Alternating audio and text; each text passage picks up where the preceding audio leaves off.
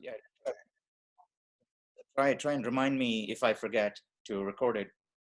Actually, yeah, I know Elizabeth said she refers to these recordings later, but I don't know if anybody else refers to these recordings.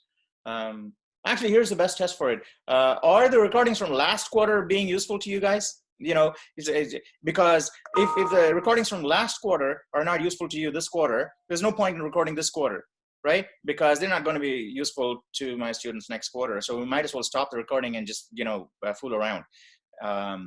So I need to know, how many of you are actually watching last quarter's recordings?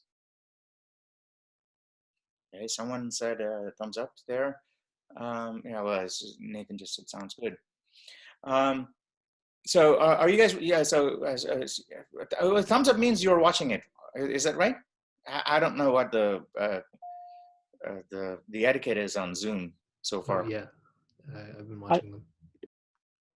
I tend to watch like 10 minutes of them. Like I'll skip through them to find, the part that I'm struggling with and, whatever piece of code of the quest I'm struggling on.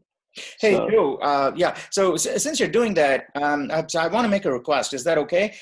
Since you're watching, specific 10-minute chunks in the videos, you know in your mind how much time it took for you to locate those 10 minutes, right?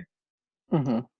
Yeah, so I think it would be very good if those of you who watch these videos and locate these little chunks, like 2 or 10-minute chunks that you actually find useful, if you could tag it in the comments saying, hey, don't watch the whole video, go to this place and you can see the discussion of a dangling else, right? For sure. So if you can do that, I think it'll be useful for other people also. And also it gives me an idea of whether these recordings are, whether it, it's, it is worthwhile for me to make these recordings, because as it is, it takes about 20 to 30 minutes of my time after class to upload and add the do these things, which really is a pain. So if possible at all, I would like to avoid doing that. So yeah, but one way for me to know if these are useful is if I get, if you guys go and tag these things saying, hey, this 2-hour video is not completely useless. At 1 minute and 59 seconds, and there is a useful point being made in that 1 minute. Okay, so if you tag that, then I know, okay, well, there's at least 1 minute of usefulness in this video, so I don't need to delete it or something like that. Yeah. So anyway, so what I was going to say before was, like last class, if you feel the conversation or the discussion being drifting off in a non-productive direction, then one of you should kind of interrupt. And if you feel awkward interrupting me, you can always interrupt a fictitious classmate of yours who hasn't spoken up, and you can say, hey, hey Liam, you were saying something, okay, and then that would be a cue for me, right, to say, well, I'm drifting off topic. Let's get back and find out where the students want us to go. All right, so I think what time is it now? It's 8:12. Yeah, maybe 2 more minutes, okay, and then we'll start in 2 minutes. There's almost 20 people here, but a whole bunch of you pour in around 8:15. So. All right. So any other questions that you would like to be talked about, discussed in general? Anything to do with what we talked about last class? I had a slightly unrelated question to what we were talking about. Yeah. So one of the hurdles that I tend to have with programming classes, I've taken a couple before, is every time I want to run a piece of code, it's open an IDE and, run it in the command line. I suppose it can't be trivial, otherwise it would be the first thing everybody teaches, but like, what's the process for like packaging code into like an exe kind of package? See. Like what's... You want to know how to make a binary executable file that you can basically ship off to someone? I think Yeah, I've exactly. done Like, that before by using Visual Studio. You compile the program, right? I think Joe wants to know what are the steps involved in basically once you've got the program, how to get it compiled, where to locate the executable file, and then. By the way, I think you cannot email an executable file. I might be mistaken, but I think you cannot email an executable file for security purposes. Well, you know, you can email it, but it'll get filed under spam. I think executables, binary files, zip files, document, I don't know, a whole bunch of documents. Yeah. Yeah. So you can't do that. But Chad, not Chad, Joe, your question is, you've got a program, let's take Hello World. You want to know how to create hello.exe in a very simple step inside of your IDE. mm-hmm. Okay, so here's one thing you can do. Just after you compile, try this, because different IDEs behave differently, I don't know. Right click on the file name, hello.cpp or something, in the package explorer. The package explorer is usually the menu of files on the left-hand side of your IDE. Usually, in most IDEs, they have a package explorer, which gives you all of the files on the left-hand side, yeah? Yeah. Do you see that? Okay, so in that, after you compile, you should see a binary directory or your hello.exe file right there, right? If you don't see it, click on hello.cpp, right click, and say show in Explorer or show in Finder or something like that. There must be an option. Show me where the file is, right? You can right click and then show, ask the operating system to show you where the file is. So go to and then it'll open up a window with the file. Now, in that window, or inside a subfolder in that window, or a subfolder that is a sibling of that window, right? Next door to it, you will find your exe file. So, that is the way to do it. Unfortunately, it is slightly more involved in these GUI operating systems like Mac and Windows, because the exact location of these files is not immediately obvious by looking at your IDE window, right? It's hidden away somewhere. Especially Xcode. Before I used to have this issue, not really issue, but I used to be bothered by something about Xcode.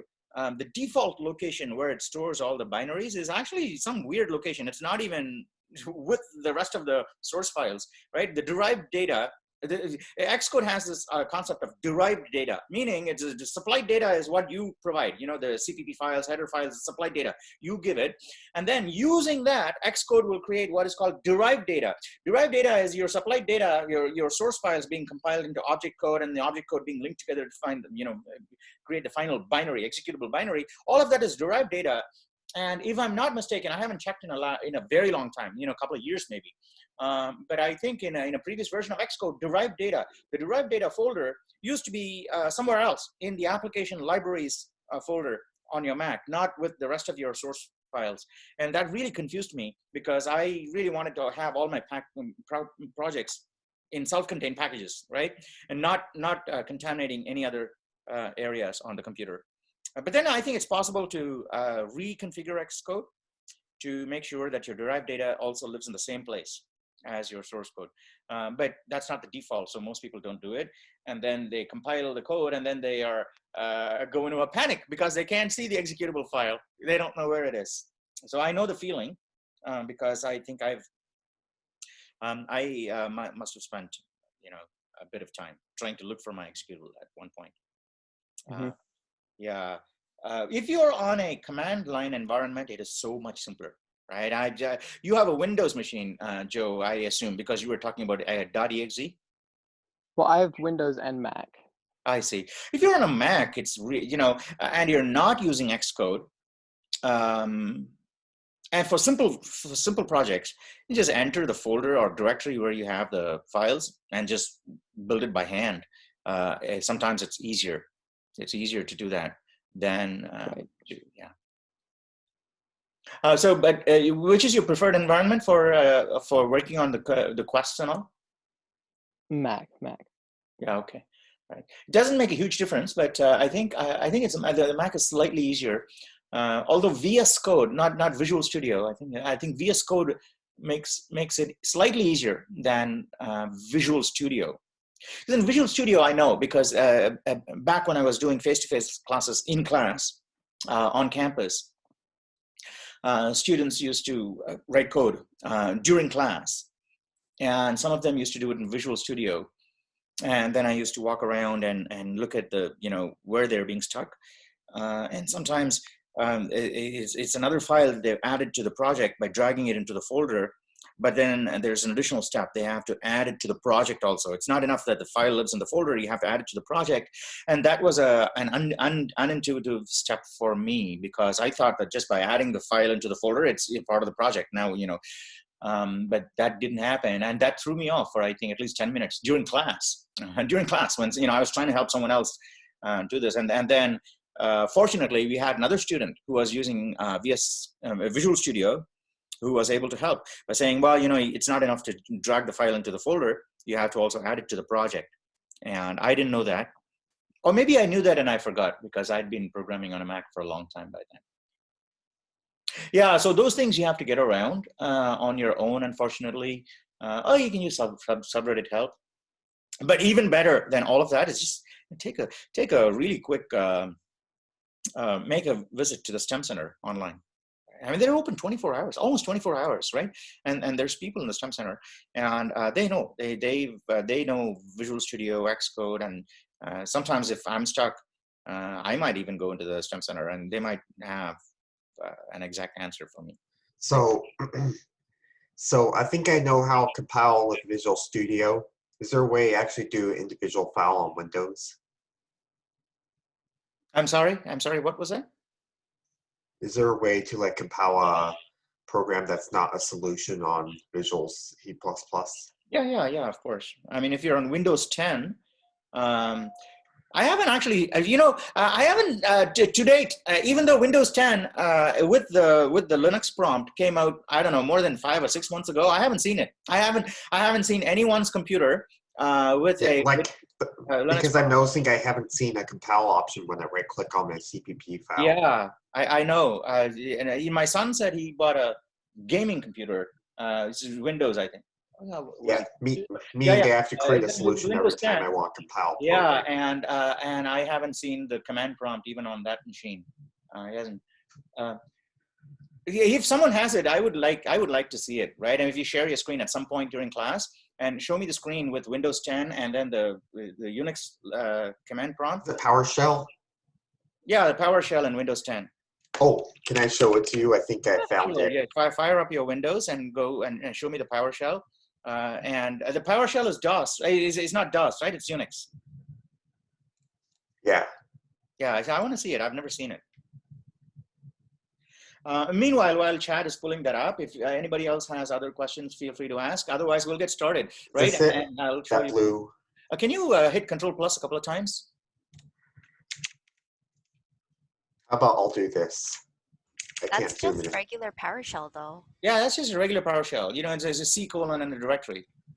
No, that's not what I mean. Yeah, yeah, that's what Susanna said, right? So I want to see.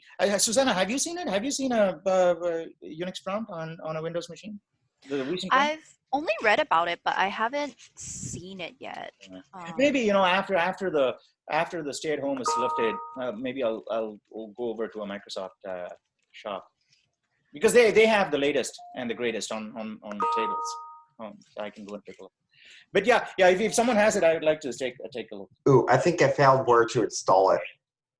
Yeah. Don't worry about it now, right? So it should be part of native. It is supposed to be native into Windows, not something you install extra. Okay.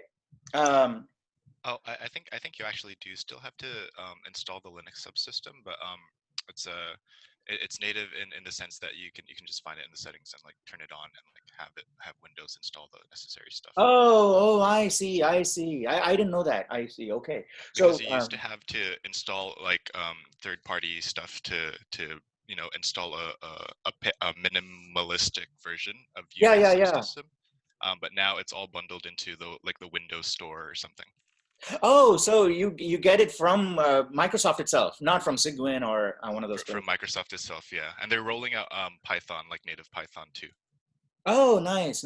Very nice. Yeah. It's fantastic. I love the way it's going. Which means that if that's there, I've been wanting. Oh, I found it. Windows subsystem for Linux. You have to turn on. Yeah. What Aaron was it? Aaron who spoke before? Yeah, who said that? No, it was me, Chad. No. Before you, Aaron or Yeah, someone. Aaron. I think Aaron said that you had to turn on, right? Yeah. Okay. All right. No worries. You don't have to show it now. I believe you. I think yeah. I was thinking. I was thinking I should over summer. I was thinking I can play with some VR development, and the only thing is, I didn't want to. If I could make do with my existing iMac, I would do it on it on that machine instead of buying a new Windows. Anyway, all right. So let's start working now. So here's what I'd like to do. Nobody who's been on screen before, someone else needs to take the screen, okay? And Nathan will hopefully share a link to the code that he was working on before, okay? Nathan, do you have a link? I know Wait, Visual Studio. wait. Sorry, this is news to me. That's okay. From the code from last week. Yeah, last week you were coding in VS Code, right? Yes, I do. So you must have that source code somewhere. I do. Let me pull it up. 1 second. Yeah, I found it. Okay. All right. So put that code, copy the whole thing and put it in a collab edit or replete window, and then paste that link in the chat. So someone who hasn't been up on screen before, on stage, can grab that link, and then we'll start playing with it. Okay. We're going to start playing with existing code just like before. The plan is up to you guys. You will dictate it, and then I'll try and shepherd ourselves into a path so we cover the material. How do you spell that, by the way? Sorry, I forgot. How do you spell the URL where you up? I remember. Let's try replete REPL.IT. REPL.IT. Yeah. Oh, there we go. Yeah. Yeah. Okay. Let me copy and paste my stuff. And someone should pick up that code and drive.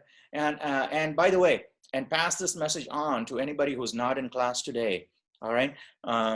So this quarter, I'm not just going to say, last quarter I was like super duper generous with participation points. Like, even if people had showed up, I was giving them half the points and so on. But I think that should stop. Which means that if I don't know who you are, I can't recall having seen you on Reddit, or my searches don't show you, turn you up. So I actually create a new account on my Reddit with appropriate spec. Yeah, that's fine. I saw that, Chad. Yeah, I saw that. Good, thank you. So it says Chad. It says Chad. I saw you. Underscore. Yeah, I saw you on Reddit too. So yeah, if people don't participate this quarter, there's no point emailing me in week 11 or 12 saying, hey, and after you see your grade too, right? I mean, so many students may be expecting, I did really, really well, I should be expecting an A this time. And then when Foothill releases the grades, you get a B or a B plus at most, right? And you're totally surprised, and I get email saying, hey, the calculation must be wrong. How did I end up with a B? According to my calculation, it should be an A plus. Right? So you can tell right now that if you haven't participated, the maximum is B plus. And so you should not be, I don't want you to be disappointed or surprised or complain later on at the end of the quarter or after the grades are out. So this is your only chance to get your participation points, right? So take the screen. Nathan's already posted his link. So yeah, just make sure that it works. Yeah. So try it. Okay, cool. I'm sure it'll work. Or we'll fix it up. Is this collaborative? It is collaborative. So yeah, someone should just click on it and share their screen. And then if it doesn't work, we'll fix it up. Okay, so Nate doesn't have to fix it up, right? So we'll fix it up if it doesn't work, because we may have made a few last minute changes and left it in an intermediate state. So we'll do that. We'll fix up the code. Yeah, it works. Yeah, great. Okay, so how about someone pick up that code and share your screen. And someone who I don't know yet, okay? Someone who whose name I haven't spoken, right? Yeah, really, right? Because everybody who's been up on screen before, I've had an opportunity to call out your name, right? So, but there are quite a few people here who haven't had a chance, right? Tina, Aiden, Yuxi, Michael. I don't know, Robert may have been on screen before. Fear, Matthew, Frank. This is so many people who haven't had a chance to go on screen. Okay, all right, so here's a chance. Okay, to take the screen and pick up the code. And then what we'll do today is we will, who is this, by the way? Nathan. Oh, no, it's still Nathan, is it? No, that I don't know who that is. Oh wait, no. This is Michael. It Oh. says you're viewing Michael's screen. Oh, yeah, it Oh, actually does say that on top. Yeah, I didn't see the top. All right, so yeah, it's Michael. Thank you, Michael, for picking up the screen. Let me see if I can get rid of the chat window so it's bigger. There's a chat window here. And also let me drag these guys to the bottom.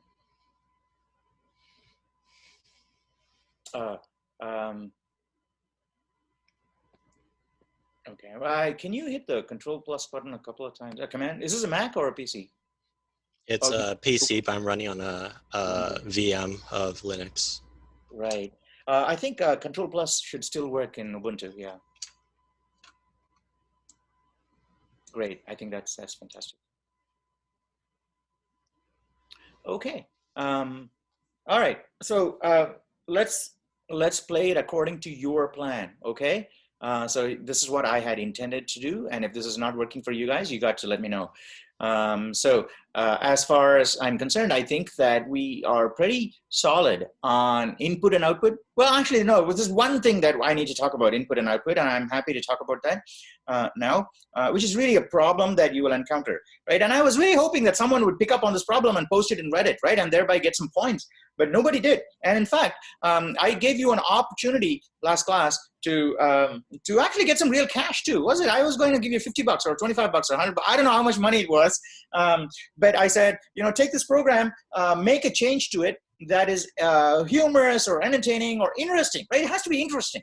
Make some interesting change and post it on Reddit and say, here's an interesting change I made to Nate's program. Check it out, guys, okay? And then at the end of the week, you post, you nominate people saying, here's people that made interesting changes, and then you vote, right? And I will give you $50 or $100.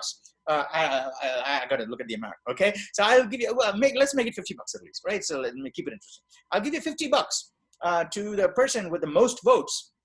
It's got to be at least 5 votes, let's say, right? You can't just get your friends to go and vote for you, right? I'll give to the one who made the most interesting post, most interesting modification of an existing program. You'll get more opportunities for that, I think, going forward. Because, you know, with branching statements, you'll have a better opportunity to create interesting programs to write and share, okay?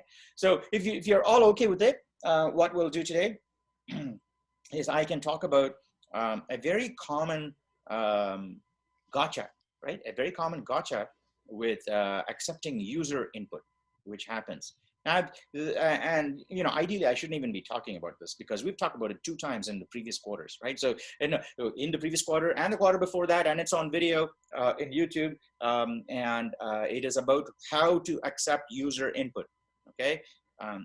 This very specific way in which you're recommended. Not, you know, you don't have to, but there is you can minimize your headache, you know, you minimize your frustration by accepting user input in a particular way. And I can show you that today. And then after that's done, we can move further down in the code to look at the branching statements and then look at various different modifications of the branching statement, right? So you can try out the branching statement without the else, with the else, without the braces, right? Actually, someone make a note, right? As someone write down on a piece of paper, these things you can try, right? So these are the things you can try. Try the branching without braces, okay? Number 1. Try it without the else, okay? Try it with what is called a dangling else, okay? Dangling else. Try the same thing in a switch statement, Okay, and more challenging is how do you chain, daisy chain a switch statement, right? So after you learn about switch statements, so but I don't do it, right? I don't do daisy chaining of switch statements. It gets unsightly and ugly after a while. But there are programmers who do daisy chaining of switch statements, and I'll show you to that if you're interested. Switch statements, branching. What else? There's a whole bunch of other interesting things to do, right? I've already mentioned 4, right? So those are the things you can try. And no doubt we'll get more ideas to try. As and when we start coding, we'll get more and more ideas to try with branching statements, okay? So if you're on board with this plan, what we can do is we'll take this code that Nathan's written, and then what Peter will do is he is going to run this program and accept input. Michael's doing it. Oh, I'm sorry, Michael. Thank you, Susanna. Right, I meant to say Michael, right? But all right. So sorry, Michael. Okay. So, I can be Peter, no problem. Yeah. So what Michael will do, he'll run the code, and then we'll supply input to the program in a certain way, okay? Which is going to break it. And in fact, let's get someone else to run the program, no, Michael will run it, but someone will call out the input to be made. But the input should be made in such a way that it will break the program. And then I can show you what the problem is, what the reason is for breakages like that, and show you a way in which you can avoid these problems, okay? So now, in your mind, before even supplying input, run through the program in your mind to see what it's going to do, right? Because then you can match what's happening and with the sequence of events in your head and see that it's doing the right thing. Okay, so what is it supposed to do? What is the first thing it's supposed to do? It's supposed to print prompt, get number, print a prompt, get number. So it's supposed to get 5 numbers, yes? And then it is supposed to call the function, call it calculate average, to calculate the average of those 5 numbers, and then it prints it out. Is that right? That's correct. All right, so how about someone call out the input to Michael's program in such a way that it is not going to do the right thing. I want to be able to break this program now. Okay, so how do you break this program?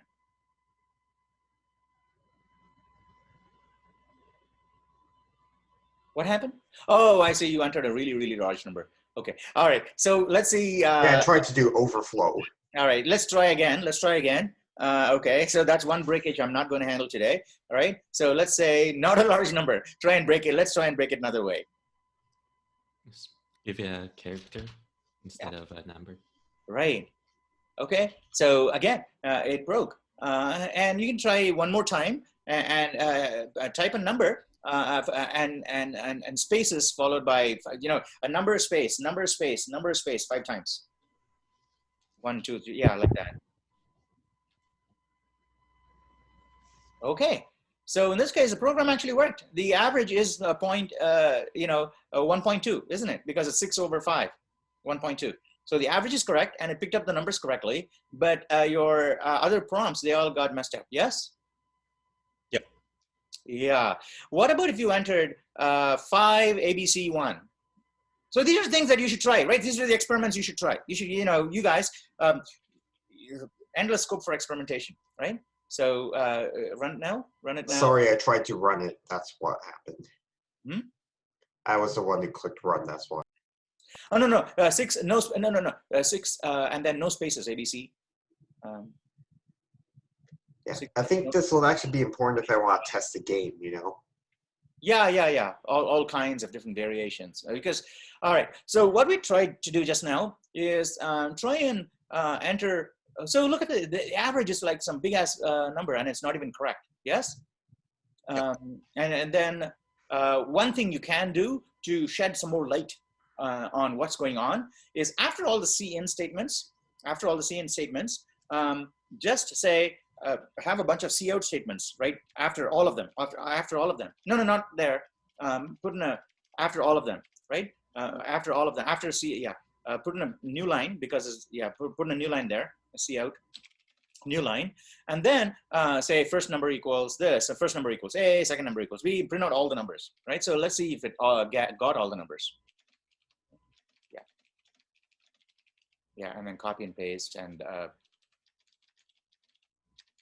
then B, C, D.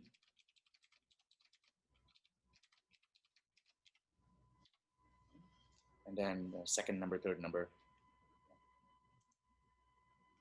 It would have been easier if we had said number 1, number 2, right?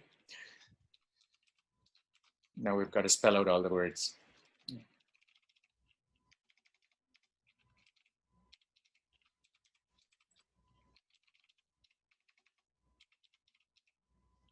Right. So let's run it now and supply the exact same input, 6ABC1.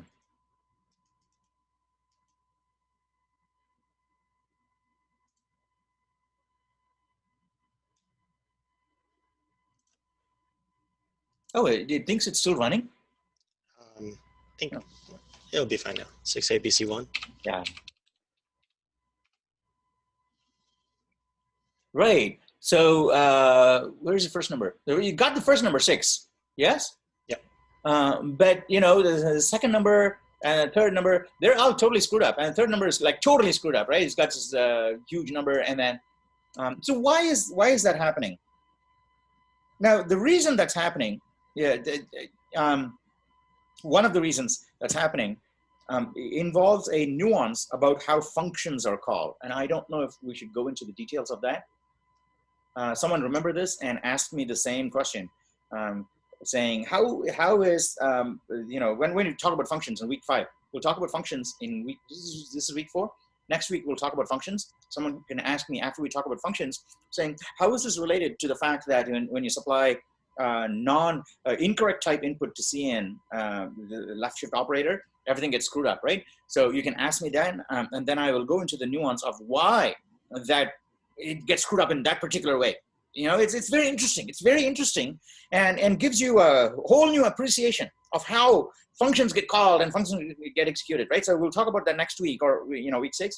But for now, here is a way in which you can avoid that problem, okay? So now go to the place where it says CN greater than, you know, right shift A, right?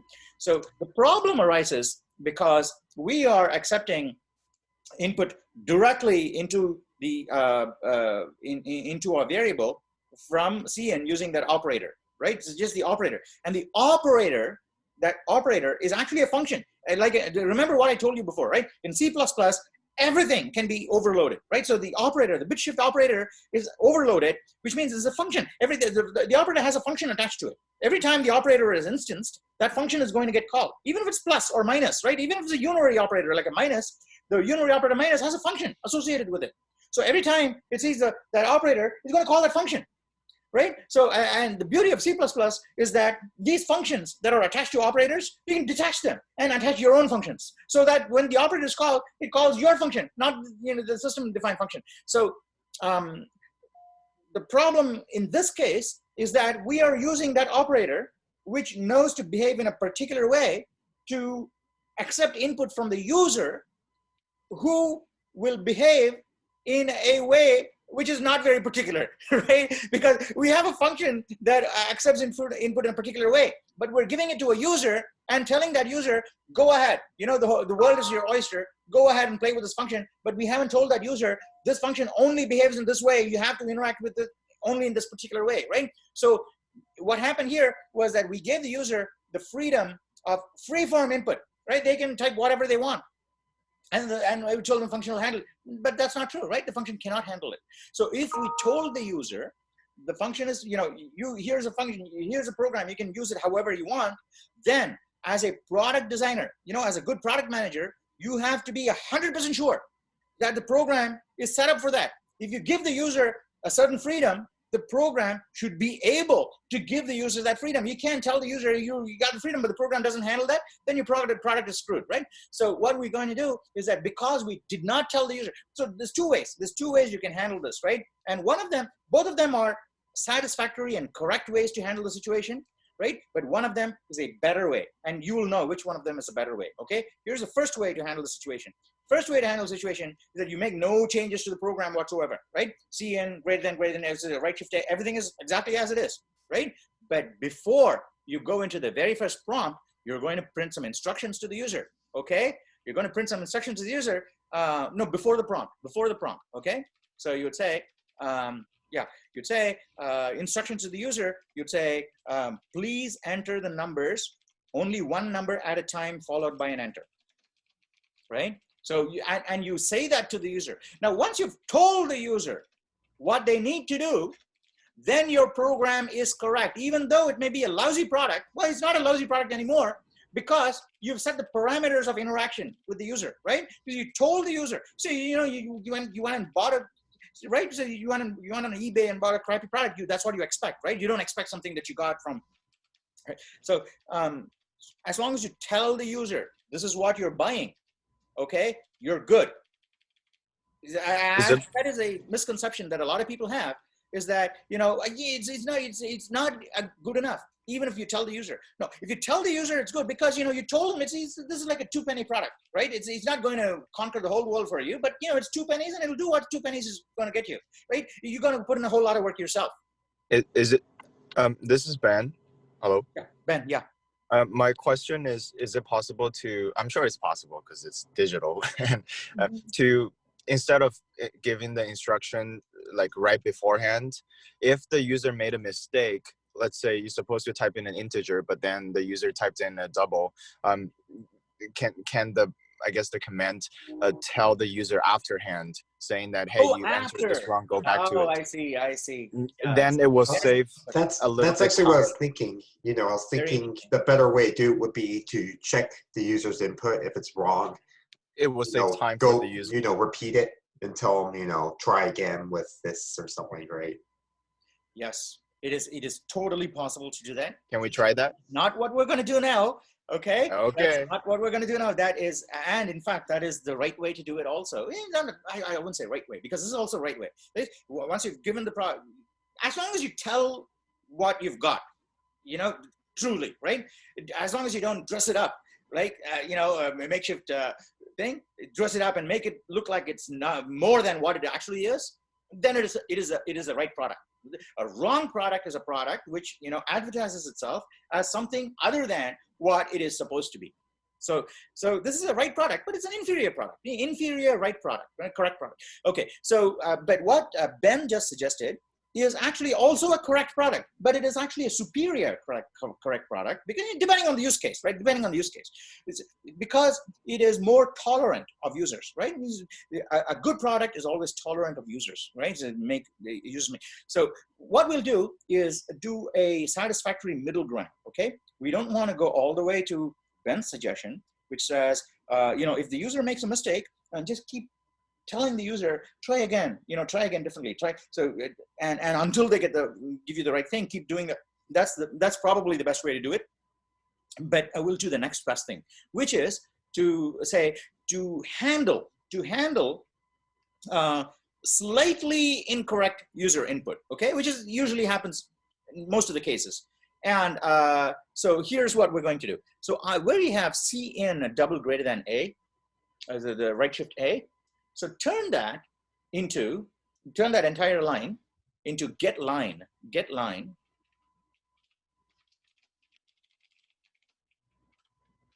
Yeah, C in comma, user input. No, you can't, unfortunately, because you're getting a line, it only gets a string, right? It does not, so when you use get line, it will give you a string, not an integer, right? So yeah, user input, and then declare user input as a string.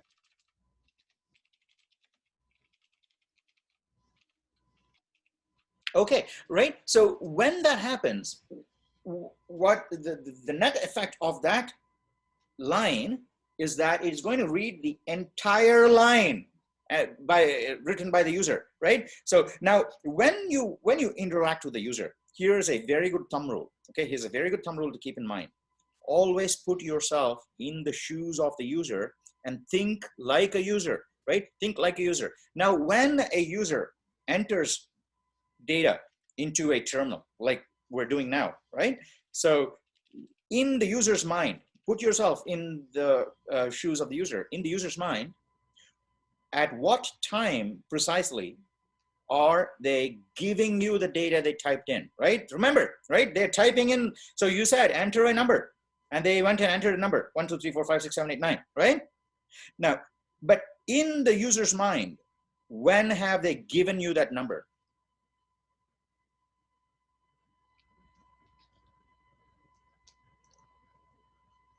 when they first enter? Yes, thank you. Was that Michael? Yes.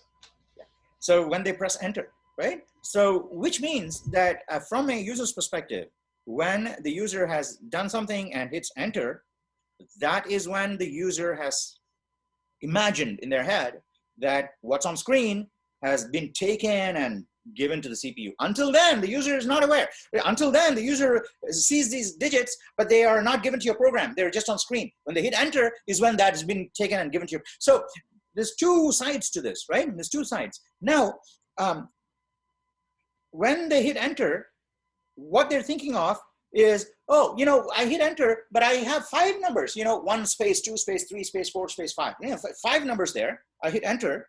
The user is now thinking all 5 numbers have been delivered to you, not just the first number. Okay, so that is what we have to mirror. So our programs have always got to mirror what the user thinks they have done. Okay, so getLine does exactly that because it gives you the entire line, whereas cin right shift into a variable will not give you the entire line. Like we saw before when we ran Nathan's program, and Michael ran Nathan's program, and we gave it 5 numbers or 6 numbers, was it? All on a row, right? 1 0 0 0 0 0 6 or something like that, right?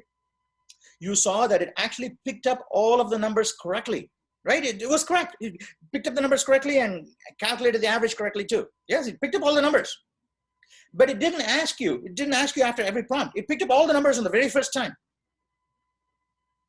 Does everybody remember that, when we did that? Yes. Yes. Okay, all right, so it picked up all of the numbers, which means that it got the whole thing. On the very first cin statement, it got the whole thing, but it only read the very first number. The remaining numbers, 2, 3, 4, 5, right? Where were they? It only the first number got read and stuffed into A, right? B, C, D, E are still uninitialized. They're still there, and those numbers that the user entered, they were also somewhere they're there. Okay, A only got assigned to 1. What happened to the remaining numbers? Where are they? Because as imagine this: I typed 1 space, 2 space, 3 space, 4 space, 5, and then hit enter. Okay, so in my mind as a user, all 5 numbers have been given to you. But the program, the cin right shift into A, only picked up the first number because A has been correctly assigned to 1. Okay, and then further down, we see that the other numbers also got assigned, except that, you don't see them explicitly getting the values from you. And the average was calculated correctly too, which means, the numbers got assigned properly. But where are those numbers? Where are those numbers? Does anybody know? Would you like me to tell you that, or would someone like to take a stab? They're in the buffer. In the buffer, yeah. Thank you, Michael. Right. So what C in and C out are what are called buffered streams, buffered input and buffered output streams. What does buffering mean? Buffering means that in a computer, input and output, really expensive procedures. You may not realize that, right? But one of the most expensive things that a computer can ever do is input and output, believe it or not, right? And so to put that into perspective, and it'll make total sense for you, right? So a computer typically is operating at electronic speed, right? This is operating at the speed of light. Everything is electricity moves at the speed of light, right? So everything is happening so fast, and the electrons, everything's right in nanoseconds. Everything is happening at nanoseconds inside the computer. But the moment it starts talking to us, puny humans, it cannot do things at nanosecond scale, right? Because imagine if a computer had to do something, and it said, and it's on, so I was supposed to see the answer, and I didn't see it, and then I say, hey, what happened, right? And I say, no, it was there. I flashed it on screen for 2 nanoseconds, right? 2 nanoseconds doesn't even register on my retina, right? So when it comes to interacting with humans, a computer cannot afford to be as fast as it normally can, right? So if you're a really fast thinker, like a computer, right? You need to slow down, and that's so what happens in that, because the input and output is so expensive, what the CPU does is that every time there is a request for output of something to the screen or input of something from the keyboard, it says, well, you know what, this is a really expensive procedure. Let me just not do it immediately, because the user does not believe that the user who typed in these numbers is not yet thinking that I have got the numbers, right? Remember, from the user's perspective, A, B, C, D, E, I haven't pressed enter yet, right? Until I press enter, I'm not, as a user, I'm not thinking the computer's already got the numbers. So if the computer at that point is saying, I'm going to be super eager, and every time the number is typed, I'm just going to get the number, right? I'm not going to wait for the enter to be pressed. I'm going to get the number. Then, you know, the computer is doing a lot of work fetching each number as soon as I'm typed in, because, you know, input and output really expensive, right? If I want to bake a cake and I want to say, you know, I'm going to go to Trader Joe's, buy some sugar, come back, right? And next, you know, I want some flour, right? Go back to Trader. So getting one ingredient at a time from Trader Joe's, is that a good idea? No, right? If I want to bake a cake, I want to make a list of ingredients and go to Trader Joe's and, you know, and buy all of them at in one trip, right? So that is called buffered shopping. It is buffered shopping, because, you know, I'm saying that I don't want to buy one at a time, but I'll just buffer everything and buy it all in one batch. So that is what happens when it does input and output, because when a computer needs to do I/O, it is literally, like, not literally, of course, right? It is almost identical to us going to Trader Joe's, right? And doing something. So it is not going to do it every time you say, get me a number, or get me, or, you know, print this to the screen. It is not going to do it. Well, I can tell you, it's not going to do it. It will buffer it up secretly.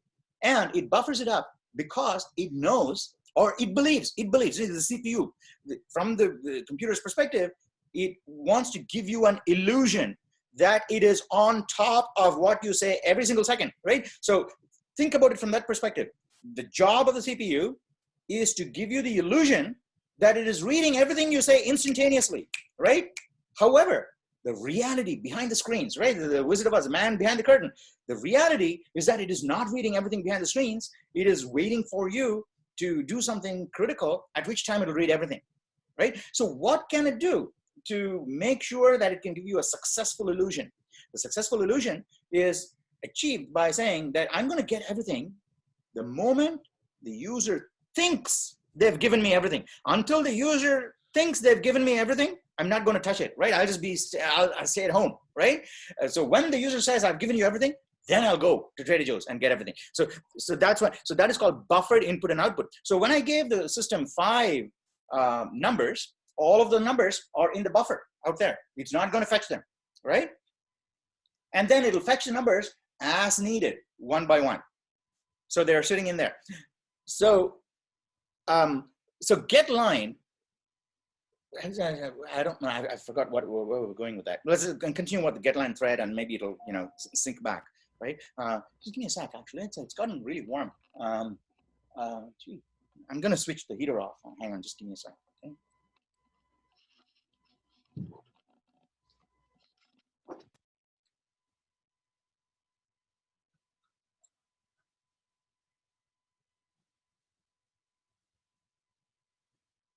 All right. Let me also open up the, probably better. Okay, all right. So, so get line will get the entire line. Now, and it gets it to you at the exact moment the user dispatches it to you, which is when they hit enter. Now, once we've got the entire line from the user, we need to do 2 things, right? So we need to remember, right? So what we need is an integer, but what the user gave us is a string. Now, there is a reason you should always accept only a string when you're talking with the user, okay? And many people don't emphasize this in classes or even in programming or, you know, boot camps and workshops that, you know, I know people have been there. And if you're interacting free form with a user, without any constraints, we haven't told the user exactly what to input, then here's a thumb rule I follow, and it served me really well, and maybe it'll serve you also really well. If you're interacting with the user, only ever accept a string from the user. Do not expect the user to type in a number, even though a number is what you want, do not expect them to type in a number. Why? Right? Because Is it because you can get an error if it's wrong? yeah, but why? So but what is the issue, right? I mean, of course there could be an error, but why is it such a big issue? It's a big issue because C out and C in. Did you create C out and C in the program? Did we create C out and C in here? No, we didn't, right? We just started using them. These are global objects. These are global objects in the standard namespace out there. We didn't create them. We're just using them. Yes? Yeah. Correct. Okay, all right. So if you're global objects, we got to use them really carefully. You know, I can't go to my neighbors, you know, I can borrow something from my neighbor and break it and give it back to them, right? So if they're a global object, you have to treat them very carefully, which means that when I tell this operator to read something into Cin, and it is not what Cin expects, that the operator expects, right? Or, you know, under that in that context, it is going to, the system, it is engineered to say that, well, you know what, I'm trying to read from that buffered stream and I'm not seeing what I expected to give me. Therefore, that stream must be a bad stream. Something happened to that stream, some data corruption, right? Or maybe it is, you know, an incorrect file, some crap, right? So that means that stream is bad and I'm going to mark this stream reader as bad, right? So that stream is the Cin stream, right? The object that contains the stream is going to be marked as bad, okay? Which means that if you try and read from that bad stream in future, it's just going to fail immediately. Bam, bam, bam, bam. It'll never succeed after that. And even worse is that you just ended up marking the bad bit on a global resource. That's something that you didn't create, something you borrowed from the operating system, right? It's a global resource you borrowed, used it, broke it, okay? Now, if someone else uses Cin in the same project, they're not going to succeed either. So are the implications making sense? So is that why you get a random number for like third and fifth numbers? You type in 6ABC1. Yeah, well, you know, the random numbers, we'll get to that later, right? That's basically junk. It's basically junk. It's trying to read a number from a string and converting those bits into numbers. I don't know how. Yeah, so let's not go down that road at all, right? So because it's an error, once a stream is marked bad, there's no guarantee what you'll read from it. All right, and in this case, I'm willing to bet that it did not even read, right? Those were the uninitialized values. We can actually quickly check it out. We can test it out really quickly, right? So print, what is this, the second value? The third number. Okay, so print the value of C right on top before you even C out. You know, no, not that. Before you assign anything. Yeah, okay. Yeah. Value before, yeah, value of C before, and then print it out also afterwards. I'm willing to bet. I'm not willing to bet, obviously, but I think that you'll get exactly the same junk value before and after because the initialization or the assignment never actually happened because the stream was bad. It didn't even touch the value C. Is that right? Did you run it? Should I change the line 23 back to CNA? Yeah. Thank you.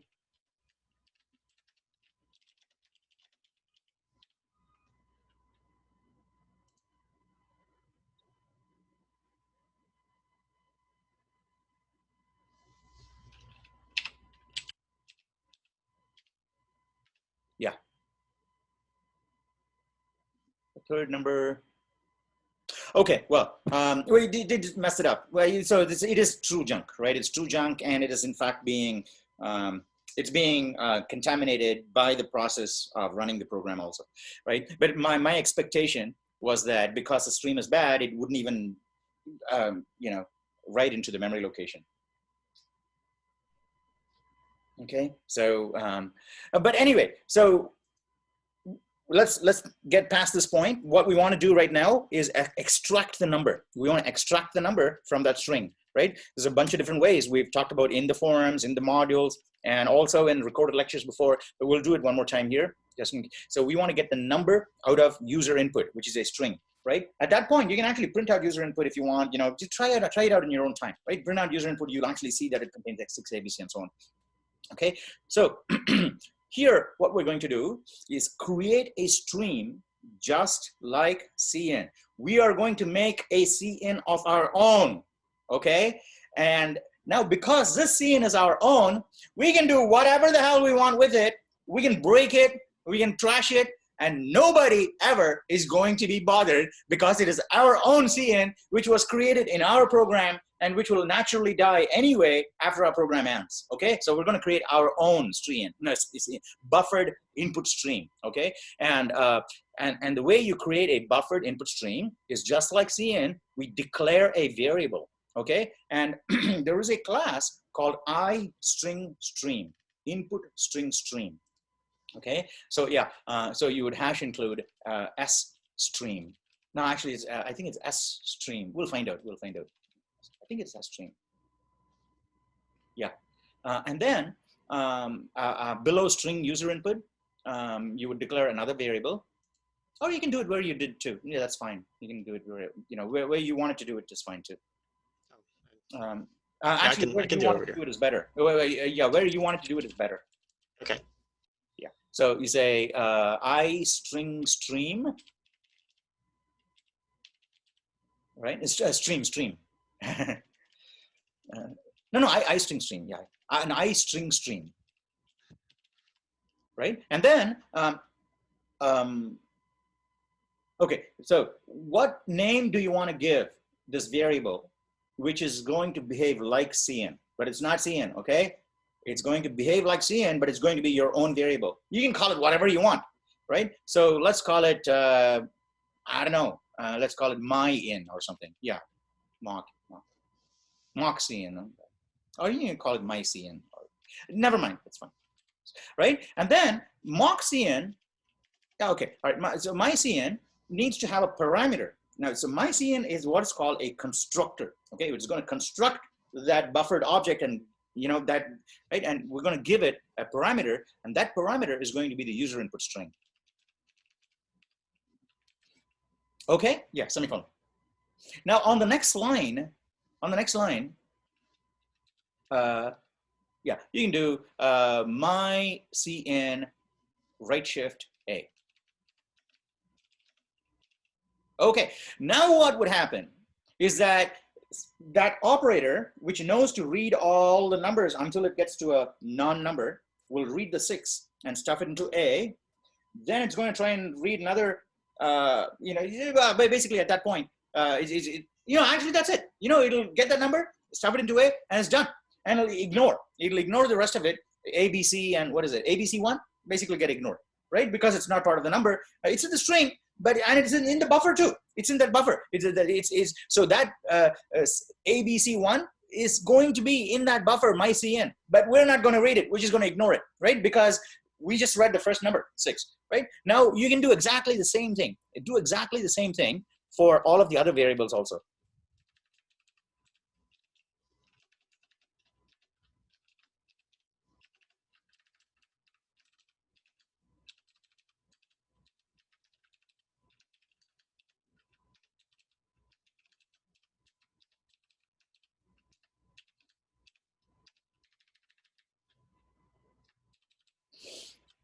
And then B, C, D, yeah, all right. So now you'll find that the program will work, well, it won't break, okay? It won't break, and it will work as expected up to,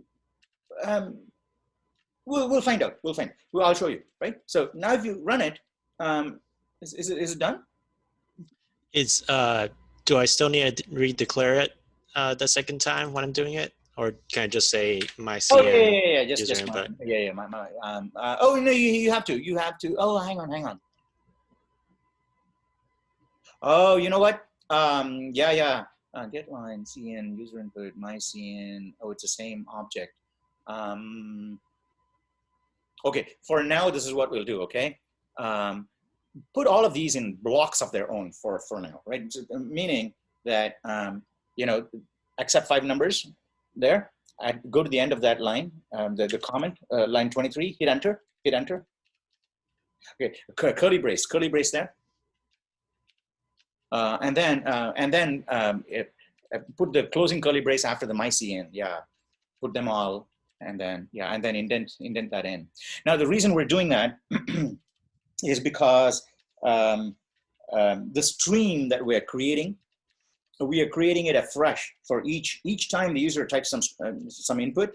We're getting it into a string and then converting that into a stream. But we're using the same stream object every time, mycin. We could have got around it by saying mycin 1, mycin 2, mycin 3, and up to mycin 5 different buffers. But we chose to do it using the same thing. But we're calling constructor. If we look up the manual page, I'm sure we'll find a way in which you can initialize the same object with a new string, right? This is a way. And I don't want to waste time looking up the manual page. So instead of doing that, what we're doing is just running each of these within a block. There's, between curly braces is a block. And what happens, the reason we're doing that is because any local variable that's created inside the block will automatically get released when the block is closed, right? So the next time you use mycin, the compiler won't complain, saying, hey, mycin was already declared before, right? Because it was declared before, but it died on the curly brace. Then it got declared again, died on the next curly brace, right? So that's essentially what we're doing here. And obviously, on Reddit, it would be good if someone could find out, do some research, just a couple of lookups really, find out a way in which the stream variable can be cleared and reinitialized with a brand new string. There's a way, two function calls. You just have to look it up, right? And do that, then you can get rid of these unsightly braces and everything in your program will look dandy. Okay, now if you run this program, we'll try and supply incorrect input, right? We'll try and supply 6ABC1. Okay, now you will find that your A is just 6, right? You can type, more numbers. You can type more numbers, 5, yeah, and then give some spaces and multiple numbers on the same row too. Yeah, it's fine. So now see that it works correctly, right? So why does it say 0? Oh, because of our formatting, right? But you see, it got all the numbers correctly. Now you can also experiment, right? You can put multiple numbers on the same line, but you'll see that it will only pick up the first number. It won't pick up all the other numbers, right? And it won't do, right? So yeah, say on the first line, say 1 space 2, yeah, and keep going on. So now 7, 1, 2 on the first line will be discarded, right? Because it's not part of the first number, right? So everything works as expected. Does that make sense? Now this way, what you've done is we've taken this program, which was fragile, right? This program was fragile because it wasn't able to tolerate slightly off user input, right? And we made it more robust. Robust meaning you can handle users that are not so good, right? So that's always the way it should be. The machine should always accommodate for users, right? It should not be the other way around. The users should never have to accommodate for machines. Yeah. One time, this is strangely enough. One time I was talking to a friend at Apple, in Cupertino, and he said something really strange to me. And he said, Apple, developing software at Apple is really cool because you can force users to do weird, crazy shit in order for our technology to work. And he gave me an example. He said, if you want something you say to be recognized, and it will not recognize if you speak it like that, and it'll only, you have to speak it like this, and then only then the iPhone will recognize what you say. Apple is in a unique position where people are willing to do that, right? If you sell a brand new kind of iPhone and you say it'll do some cool things, but you got to speak to it like this, you'll find people do that, right? And I thought that was a really stupid way to design a product anyway, right? So in fact, that should never even be in the mind of an engineer at Apple, because Apple's DNA. What is it? Yeah, Apple. I don't know. Yeah, maybe it's not DNA. So I'm pretty sure, right? So is not to make the user bend to the machine. Apple says make the machine bend for the user, right? Anytime an engineer says, well, to make the user bend to the machine, that's an engineer you don't want to hire, right? Because machines can do a lot of things that users can't. They should bend to for what we need to do. All right. So anyway, so this is what we do to take a program which does the job, does the job, but we make the program more user friendly by, there's a saying, right? You can make a program foolproof, but you can't make it damn foolproof, right? But that's where we want to be. We want to make a program robust to as many use cases as possible. Up to a point where you have to call it off, right? You say, right, so after that point, the code becomes too unsightly, hard to maintain, so I'm going to call it off there. But, make all reasonable concessions to the user. That distinguishes a good program from a bad program. Okay, so this is how you accept user input. Always put yourself in the user's shoes and use getLine. Anytime you're not sure of what the stream is going to hold, get a string, because a user cannot type anything that is not a string, right? A user can type things that are not a float number, can type things that are not integers, but they can never type anything that's not a string, right? Anything you type on a keyboard is part of a string, right? So that is, a string is a most general form of input a user can give to a computer. And therefore, in order to be tolerant of users, any damn user, you should always accept a string and then convert it internally. And once you convert it internally, you're using your own stream, right? Even if you break the stream, it doesn't matter because it's your own stream. You're not breaking the global stream. Okay, so so I think we, in the process of doing this I/O exercise, we touched upon some very, very subtle and incredibly important nuances in the design of a product, which unfortunately I think is not being emphasized enough in many boot camps that I know of, or programming classes, even textbooks and courses. But these are important things that you need to know to become a successful programmer. Okay, all right. So with that out of the way, if you guys don't have any more questions about input and output, and using getLine and string streams and so on and so forth, we'll now shift our attention to talk about branching statements. Yeah, and pick up where Susanna left us last class because you wanted to talk about branching statements, right? So do you guys have any more questions, or?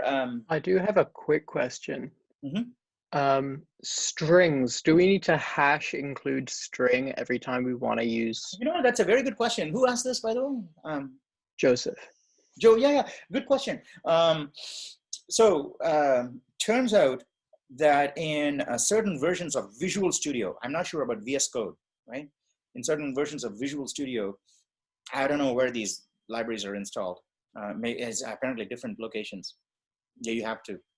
On Mac, I never had to do that. Not even on Unix, right? On Linux and Unix, I didn't have to hash include string, but I have had students in the past who said, oh, on Windows, I had to include hash include string. So there you go. Thank you for asking that question, because I'm pretty sure that some student somewhere is going to be flustered because it didn't work and they didn't include hash include string, and we didn't include it. I said, oh, I did exactly the same thing they did in class and it doesn't work for me. Thank you for asking that question. And hopefully someone will, what time is it now? They'll mark it on the YouTube video saying, hey, listen to Joseph's question at 57 minutes into the video. He says, if you're using Windows, you got to add hash include string. Oh, your computer crashed. Nathan's computer crashed. Yeah. Just like I just missed like the last minute. That's it. Because my computer just randomly decided. You know how on Windows you get a blue screen? Apparently on Mac, I got a purple screen. Oh, you got a purple screen? I've never had a purple. Yeah, I only had the Rainbow Wheel of Death on a Mac. Oh, that also, it has been at least 4 years now since my Mac crashed. I haven't had. Oh, wow. Yeah, for the last 4 years. I think so. I don't know. Maybe it's crashed 1 or 2 times and I've forgotten. But I remember back in the day, even my Mac about 10 years ago used to be crashing quite often. Windows used to crash quite often. But now, all of the operating systems are like super gotten really, really good. Is it because coding errors? No, it's just because of age. I mean, the older you are, I think, the more more mistakes you've made in life, and so to steer away from storms. Yeah, I'm talking about why the older Windows had a lot more blue screens. No, any operating system, you write a program, right? You create a product. For the first few years, your product is out there. You're going to have bug reports flowing in. Like program crashes. Yeah, everything. Anything you can imagine can go wrong will go wrong. I think Law is that is part of it actually the code? Is it actually have to do with the errors in code? No. Like I'm not going to answer this question because after you've been programming for even a few weeks, you'll know the answer to this, right? Despite your best efforts, right? Not for these simple programs we're writing in 2A, right? Once you go to 2B, right? In 2B, you're going to be writing non-trivial programs, and when you get to non-trivial program, you'll see, right? Despite your best efforts to nail down every possible cause of failure, there's a whole lot you could probably not have foreseen. You'll miss, right? And that is why a programmer is beholden and indebted to the users, right? So I have seen a lot of programmers, right? I've seen programmers saying, oh, I've written this kick-ass product. This is the best thing since sliced bread. Users should be really, really lucky to get my program to use, right? This is a stupid, arrogant, conceited programmer. And the truth of the matter is that if users don't use that program, that program is as good as dead. And so programmers are hugely indebted to users, just like teachers, right? Professors. We're actually nobody, right? We're not nobody. We just be happy on our own. But all the work we do is totally useless if we don't have students, right? I could be sitting here and talking to the wall all day, right? So just like that, programmers are beholden to users. So treat users as gold. You should be grateful to users, right? You're grateful for, think about it, right? After you design your program, I've seen programmers, after they write the program, for the first 10, 15, whatever, right? They don't have any users at all. They're literally praying, oh, can I please have one user, right? And then they get the first few users, it's so overjoyed, so happy, talking to everybody about it, right? After they get the first few million users, they don't care, right? And then bug reports come flowing in and say, that's not working, this is not working. And then they because of the mass of users they already have, they get, conceited and arrogant. They say, I'm not going to, right? So no, users are gold. They are trying to help you. Always keep them at the front. And then you have no way to go but success, because, success to you is basically more people using your program. So I think that was the question someone said. Asked. Are you guys okay with that? Can we start talking about branching statements now? And chances are we're going to continue talking about branching statements on Thursday also, right? But we can start now if you guys are interested. Hey, unless you have any other questions you want to ask. Is it?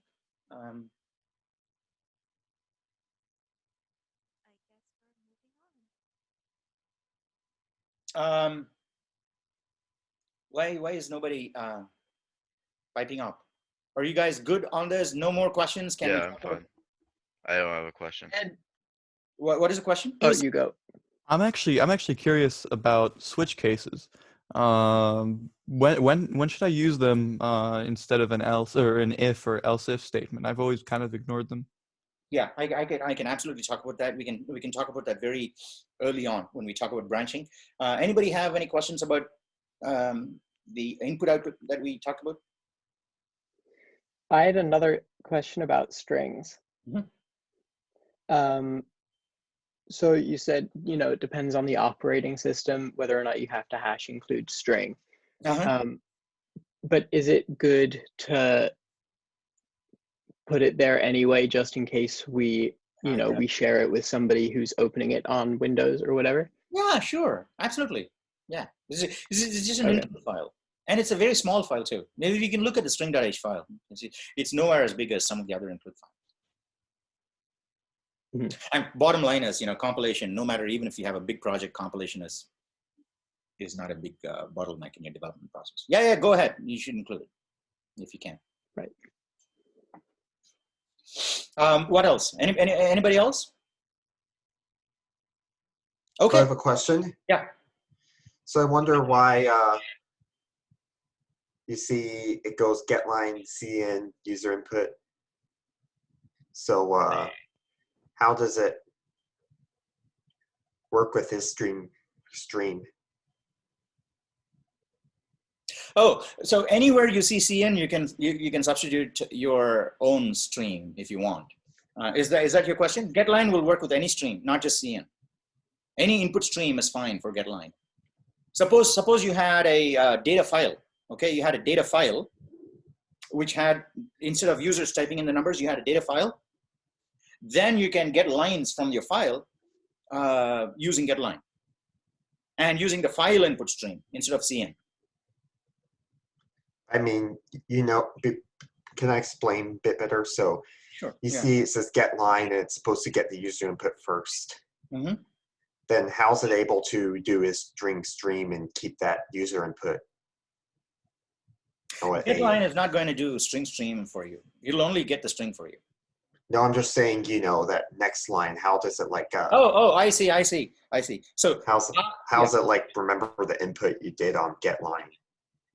Oh, getLine gets the input into this variable called user input. Oh, good to know. Yeah. So yeah, getLine, makes sense then. Yeah. Is string stream.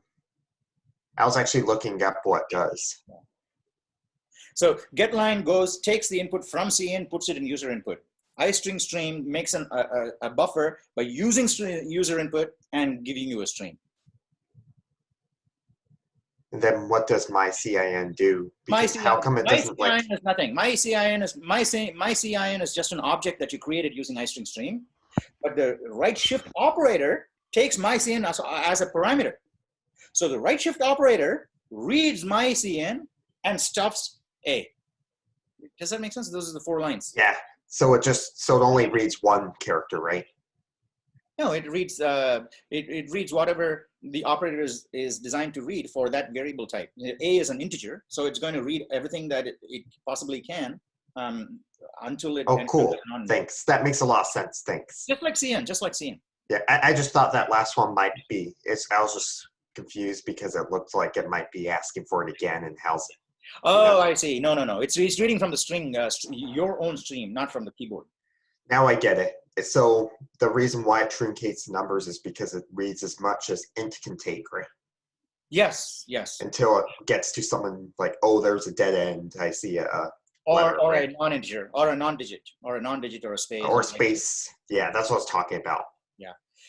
And by the way, as far as getLine and user input goes, there are at least 2 videos from last quarter which are actually tagged getting user input, right? In the title, I put it there because nobody did. No, none of the students did. I went and put in the title getting user input.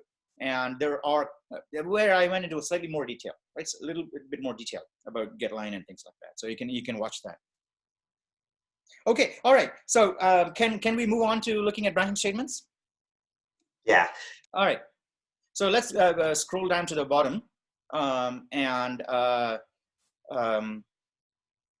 Yeah. Okay. So here, what you want to do is forget about the switch statement. So let's. You have the branching statement right up there, right? So yeah. Right. So let's do some experiments, right? I'm not going to call these experiments out now. So you do the experiments. You guys, one of you should call it out, and he should try, and Michael will try it out. And these experiments should be like, what happens if you don't have braces? What happens if you have more than one statement in the then? What happens if you have more than one statement in else? What happens if you omit the else, right? Altogether. What happens if you have a different condition, right? So average less than 0 is a condition. You can have another condition, average greater than 0, average not equal to 0, right? Different kinds of operators. So try these experiments. You have about 30 minutes left, right? Someone should call out an experiment, and Michael will type it in and try it out, right? And in about 5 or 10 minutes after some of these experiments, I'll show you how to do a switch statement. Like, I think, was it Joe or Michael? Someone wanted to know. Nathan, maybe. Yeah, that would be Nate. Yeah, Nate. I'll talk about switch in just a few minutes. But meanwhile, I'll give you 5 minutes, guys. I'll give you 5 minutes to go ahead, play with it, right? Someone call out what they would like to see happen, right? How to change this program. Obviously, I think Michael has to comment out the earlier part where you interact with the user and so on, right? Because at the bottom, you really just want to be playing with the branching statements.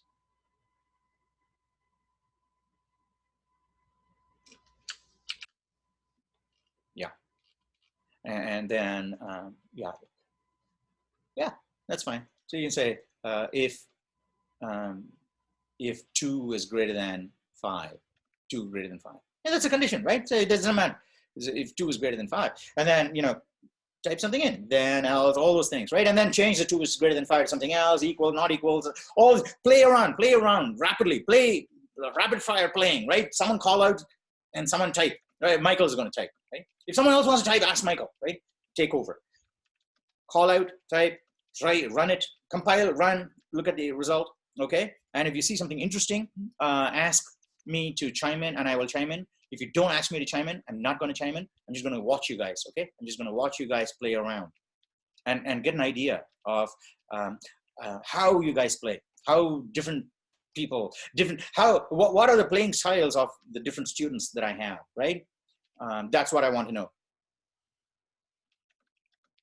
So I can think of something even if it breaks the program. Go for it. Yeah, it doesn't matter, right? If it breaks it, then together, collectively, you'll find out why it broke and try to fix why it broke and so on, right? So try all that. Go on. And as far as I can tell, it's only Michael who's typing in, right? Nobody is calling out what needs to be typed, and Michael's just typing it in. So he's the only one who's experimenting right now. How about we could try and create a runtime error in this program? Sounds a little. Are we No. dealing with error conditions? Can I type it in? Yeah. Also, you can speak aloud while you're typing, so we know what you're doing. So, like for example, you say, "Oh, here I want to try if without a brace," and so on and so forth. I was thinking in one function that may not be called at one point to get a runtime error, we can assign a string to it. Hey, Chad, how is it related to branching statements? Oh, never mind. Okay. I thought you said you could. No. This is about branching statements. So I think what I was trying to do over here was in this if statement, we're executing this. The program looks like this if statement and see that it's false. So it's not going to execute this line. However, since we don't have the braces, this line will be executed. And in this one, you can see the example of an if statement with both the statements within the curly braces, and they'll be executed at the same time. And before, I was looking at doing an if else if, but then I realized that can't really do that because there's no if statement corresponding to this else statement up there because the CL will execute first. Run it, yeah, run it. Let's see what happens. And then most of our work going forward will be running programs and then explaining to ourselves why it did what it did instead of doing what we think it should do, right?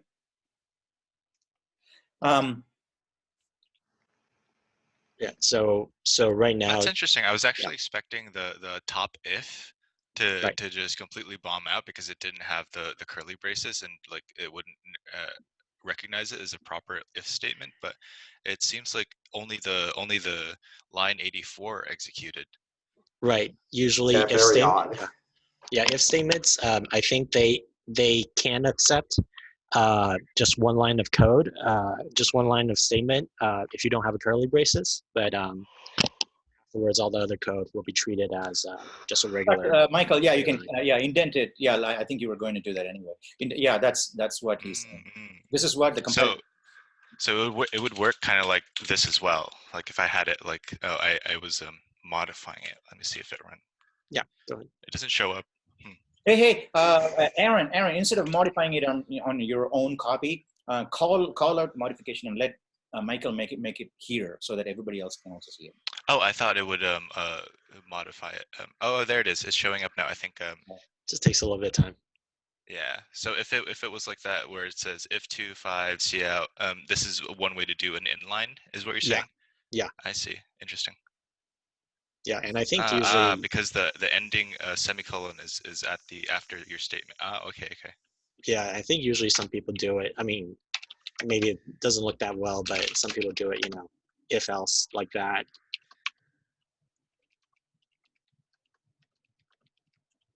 So the else will print, but usually they can accept just one line of code without curly braces. Cool. I've always just used curly braces. But this is nice. It's neater this way and more readable sometimes. So it has its use cases, I guess. Yeah. Well, it's good to know that it can do that without breaking, I guess. Yeah. Like, I'm gonna be honest, I didn't know that until just now. When he started doing that, I was like, isn't it gonna break? And then Oh, I you know. I mean was looking at it. I putting was like, everything oh, on the you're same you're line? trying to get it break on the if. I thought of something interesting that maybe you could try for if statement. Yeah, go ahead. Can I say it because that's part of this class? Mhm. Yeah. So I was thinking, I was actually wondering if one would register as true on C++. So I thought maybe you could make a Boolean and then see what happens if you say if this value equals 1. See if it it'll would register. probably break because you're trying to store a variable value No, you or don't a need a variable. integer. Yeah, what Chad is saying, you could try without a variable. You say, no, inside of your, where you have 2 greater than 5, you can just say if 1 equals true. Oh, I got it. Yeah. Okay. No, true. No, I was saying, no, I'm saying if Chad, for example, equals 1. So you were Oh, I see, yeah. you're trying to You know, compare a like even if you say, Oh, even and if then you could- say Chad, if Chad equals true. No, I'm saying like, the other way around. If you say Chad equals true, then Yeah, you say I if Chad think- equals 1. like this. He thinks that It still counts true. oh shoot. I think we all wrote chat all of a sudden.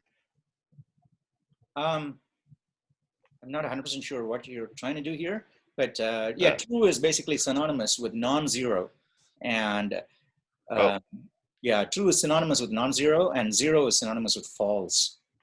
So in fact, Chad could have any value, not 1. Right. Chad could have any value, like 55 also, right? So put any value there. Int Chad equals 35 or something like that. Yeah, int, make me int. Right? In C++, which basically is a holdover from C, non-zero values are interpreted as false, and true, and 0 values are interpreted as false. So here you can say if Chad equals true. But the better thing to say is just if Chad, right? Because yeah, if Chad is Chad, that an expression that evaluates to a Boolean is as good as a Boolean by itself, right? So it's if Chad, which is the same. You can put a comment there saying this is exactly the same as if Chad equals true, right? This is the same as if Chad equals true. I want to try. If Chad. What if you put in an empty string and try the same thing with if statement after this? Sorry, I'm not under. Yeah, what is it? I was telling you to try something else after this. No, I'm saying, first run the program, see if it says.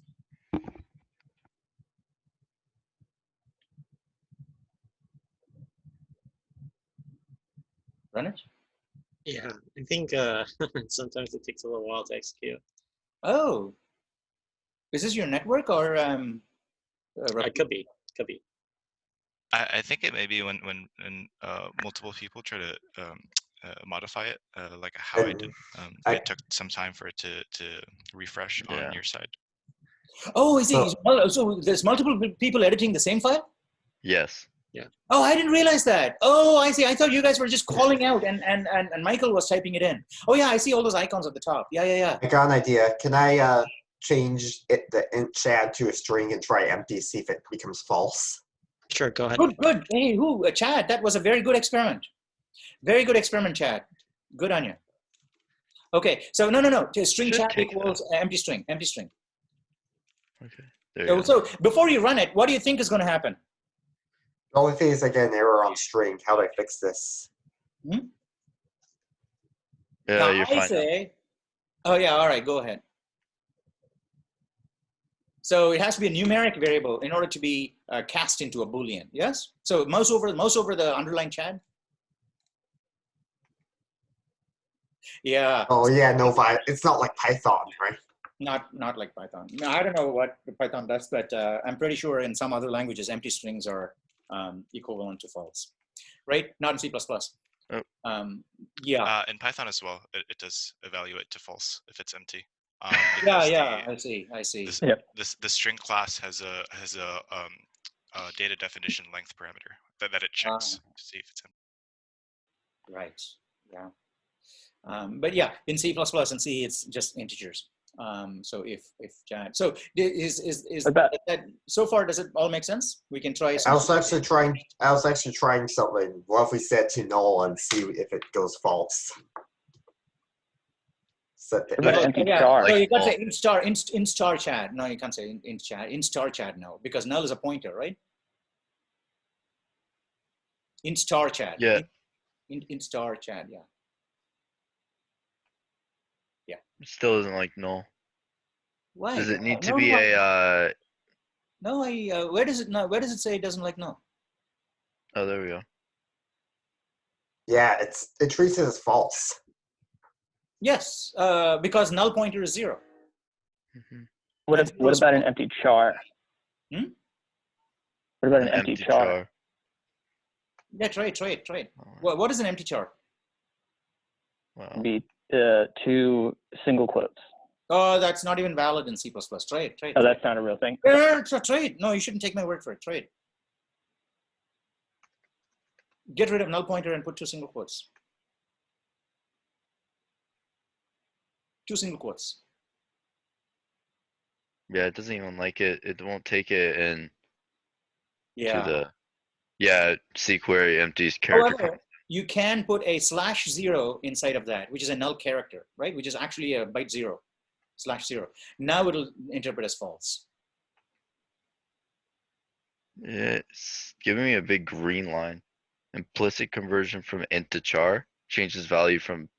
Yeah, it's just a warning. You can no, but right. you can make the other one. Okay, all right. Oop. But anyway, these are things you can try out and share on Reddit too, right?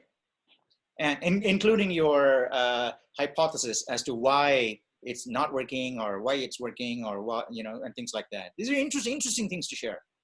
Yeah. I'm trying to think. Yeah. Are people going to try and win the $50 prize next week? I don't know.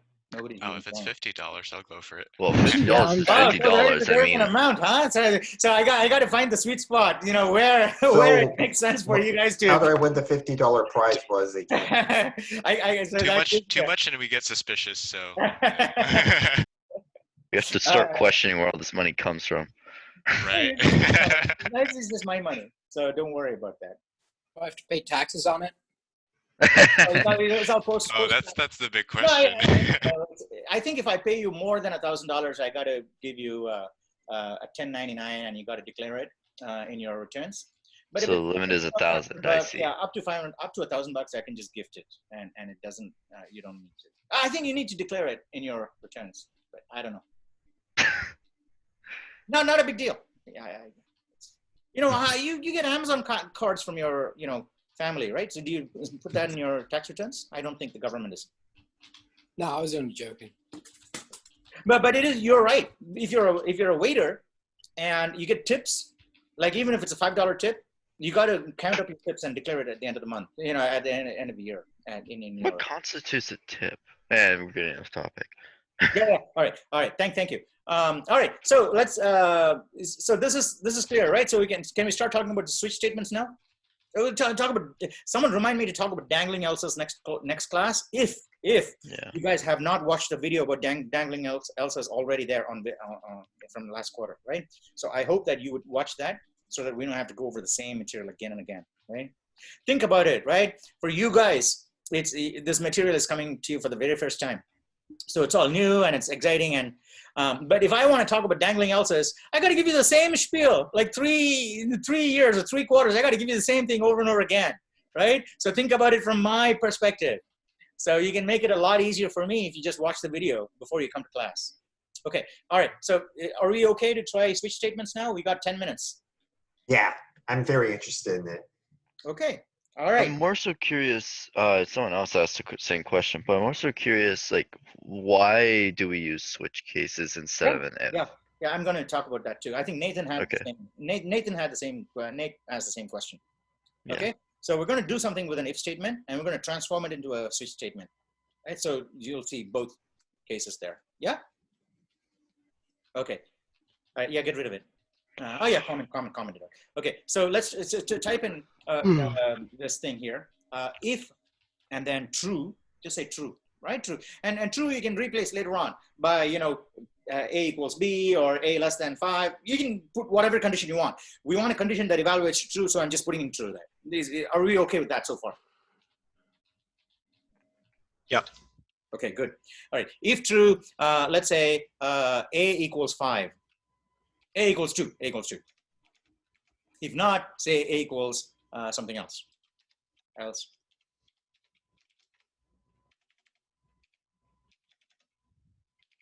Right. So declare a up there before the if statement. Just declare a, give it some random value, or, you know, just say nothing. Yeah, that's fine. All right. Now after the now print at the end. You print print C out a equals a. Okay. Now run it. Let's make sure it works.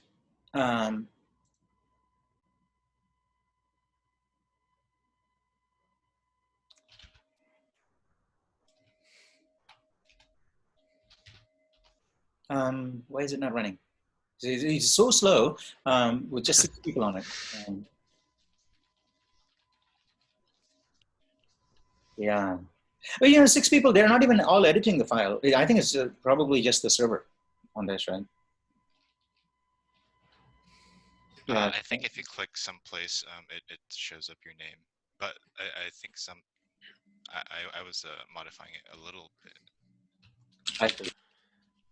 Run it now. Okay, good. So it works, right? Now, we're not going to do it, but in your mind, you know that if you change the true into a false, it will print a equals 10. Yes? Yep. Okay, now let's try and change this into a switch statement so that we understand the utility of a switch statement and where to use it, right? So, oh, actually not a switch. I want to show you something else before I switch. I'm sorry, right? I want to show you a switch too, but I want to show you something else, right? Now, the thing with this is that this if statement, the if statement itself does not return a value, right? So I'm going to show you a version of the if statement called a ternary operator, okay? A ternary operator, which is actually an if statement which returns a value, right? So on the next line, after the cout statement, type in what I say, and I'll explain what it says. You know, a blank line after that, right? Yeah, okay. So now you say a equals, and then within parentheses, say true, question mark, space, okay, 2, colon 10. Okay, this is called a ternary operator. And in one line, in just one line, we've managed to condense, how much is it? 93 to 101. That's like 8 lines of code, right? 8 lines of code condensed into one line, okay? And I think that this is more readable for someone who has a bit more experience, right? Maybe even a couple more weeks from now, right? You'll find this is more readable. One line is a lot more. This is called ternary operator. What this does, essentially, is that highlight everything from the true, right? Open brace true, open parentheses true up to the semicolon, right? Yeah.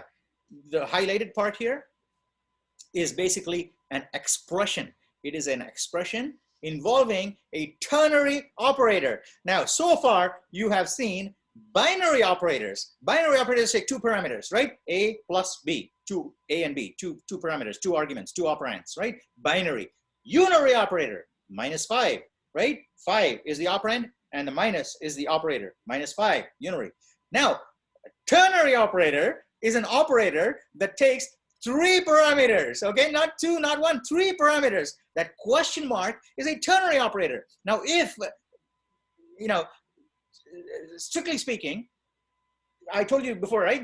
Every operator is really a function, right? It's a function. So within comments on the next line, on 107, open up a comment and type this in. I'll show you, right? If I have a plus operator and the plus function is invoked, this is how it is essentially going to be, right? Plus, and then open parentheses, like you're calling a function, right? Open parentheses, 2, 5.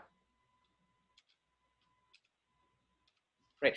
This is how you call a binary operator as a function, right? Internally, the plus is actually a function. And you learn, later on you learn how to redefine that function, right? But plus is actually a function, and this is how you call that function using function syntax. Now, the reason why you don't call it like this in regular C++ is because C++ is kind to programmers and says, well, you know, plus traditionally from kindergarten, this person would have known to use as a binary operator this infix, right? 2 plus 5, not plus of 2 and 5. That's very so unintuitive, right? So let's not force that unintuitive syntax on programmers. Let them use plus as though they're used to using it from their, you know, very early ages, right? Very early age. So we will give them the opportunity to use 2 plus 5 like they do in class, and then we'll translate that into plus 2 comma 5. That's essentially what's going on, right? Now, if it was a ternary operator, question mark, what are the 3 parameters? No, on the next line, right? Write down the ternary operator as a function, right? With 3 parameters. What would it be? So comment, open the comment right there. Okay, and you say question mark, space question mark. Okay, first parameter is the condition, true. Yeah, the second parameter is the value, the expression that should be evaluated if the first parameter is true, that is 2. And the third parameter is 10. So this is a function, right? So remember, this is a function. The question mark is a function that will look at the first parameter.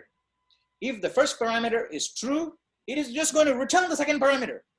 If the first parameter is false, it's going to return the third parameter. Now, is that okay? Does that make sense to you? I've actually never seen, how do you overload two two operators? Yeah. Yeah, I haven't done it either. In fact, I think I have.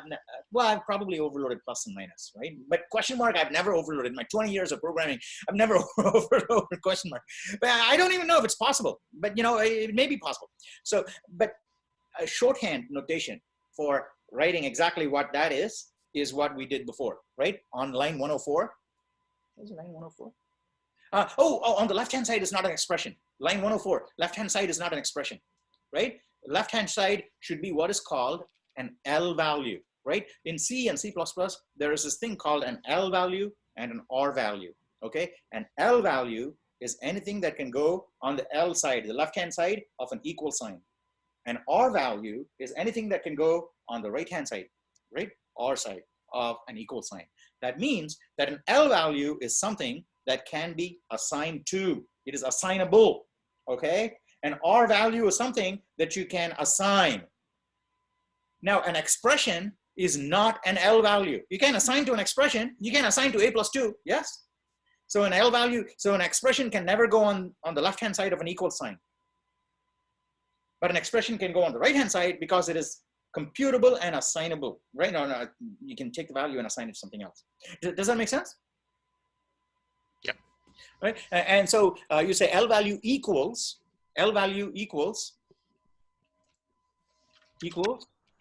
yeah, and then condition within question mark. Condition within question mark. Condition question mark is fine. Condition question mark. You don't need parentheses. So that is the ternary. That is a ternary thing. The whole thing on the right hand side is the R value. So this is a switch statement, and the reason. No, I'm sorry, not a switch statement. What time is it now? Bummer. Hey, Nate.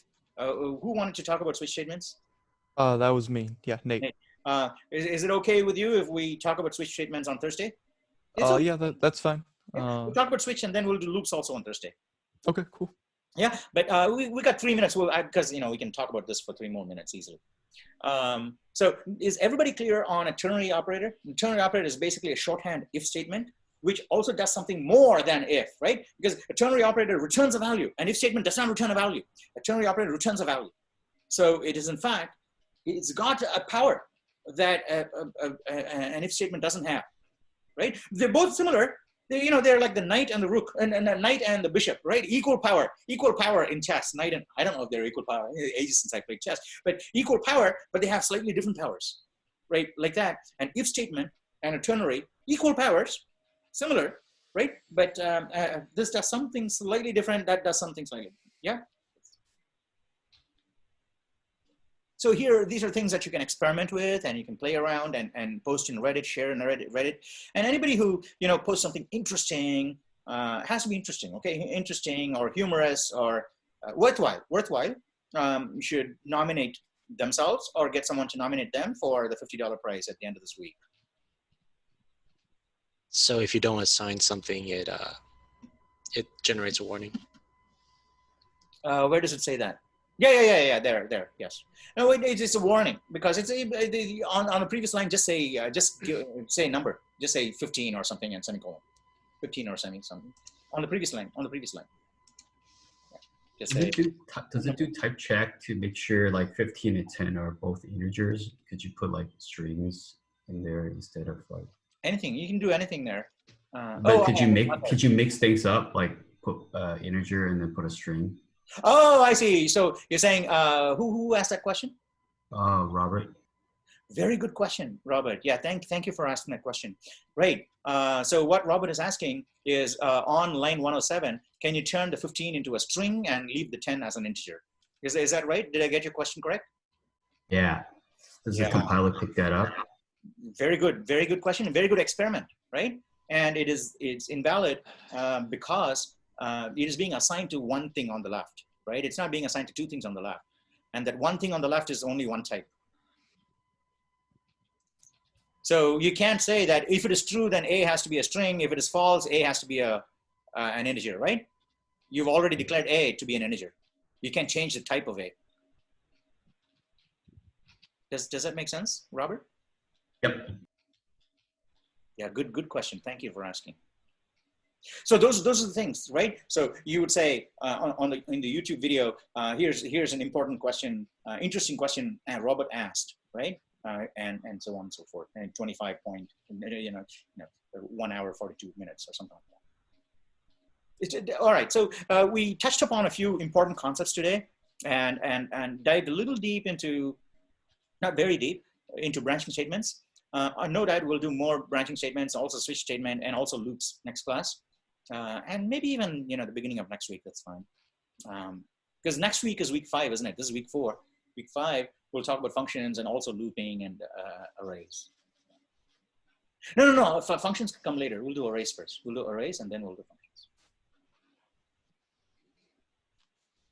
Yeah, next class. You can do both next class and next week. So is that all right? I think we're at the end of class. It's 9:56 and people are starting to disappear, I think. Well, actually, no, everybody's still here. You guys should be looking at going to your next class, right? But was this class useful? Yeah, definitely. Yep. All right. Thank you. And what I would like, this is here's data point I'm really looking for, is that, yeah, you said this class is useful, which is great. But I want to know if it's still useful even after watching the corresponding videos from last quarter, okay? So I want someone who's watched the videos for the topic and then seen this class, and that their feedback is the one that I'm interested in knowing right now, to see if it's still useful even after you watch the videos from last class. Thank you. I'll try to go through it and annotate it as well. I know you were asking for volunteers. I'll see if I can skim through, because I did see some of them, the topics there. I was like, oh, that's kind of new to me. So I should go through them. Thank you so much. Thank you. Fantastic. I greatly appreciate the effort. And not only me, right? I mean, I'm pretty sure that, future students, next quarter, you may be doing 2C or 2B and someone, messages you saying, hey, thank you so much for that. That's exactly where I was stuck, and you pointed me at the right place in the video, right? So these are for future students. And who knows, right? I let's say I retire or I die or I stop teaching in a few years, right? And these videos still happen to be useful, right? And it's not going to be because I'm the only one who's always talking, right? These videos will continue to be useful if many people contribute. If I'm the only one who's contributing, the videos will also just phase out and die after this quarter, right? If you all contribute, then this is a group discussion and it's rich discussion, and people will continue to watch it and say, hey, that's interesting. You keep mining it for useful information all the time, and then say, oh, here's a gem that Robert found. Here's, Susanna's suggestion, so on and so forth. All right, great. Yeah, I guess it would be kind of neat if we could save like this REPL window here, and then you can attach it to the actual lecture for this session. You can. And then every lecture we have, we just start a new file so that we don't, and like copy over some code so that every lecture points to a file that we worked on in the class. That's fantastic. Why don't we do that? I think this is possible. Yeah, someone should be able to tell you how to do that. I don't know. But I think the URL at the top is probably a permanently stored URL. And you should just be able to put it in the YouTube video or in the chat, in Reddit, everywhere, right? So I think that can carry over. I'm pretty sure they don't delete the content for 3 months, so which is the entire quarter at least. I'm pretty sure if you go to the cpp.sh links from like 5 quarters ago, you'll still see those ones are active, right? And live. And people are storing media files that are gigabytes big, right? And these programs are like 100 bytes and 200 bytes. Thank you for the class. I'm gonna head to my next one. Thank you for attending, Ben, and everybody else. And I will see you guys on Thursday. Are you guys coming back? See you on Thursday. Yes, thanks. See you on Thursday. Thank you. Thank you. See you on Thursday as well. All right, stay in Thanks. touch. Bye. Okay. All right, bye. Bye. Bye.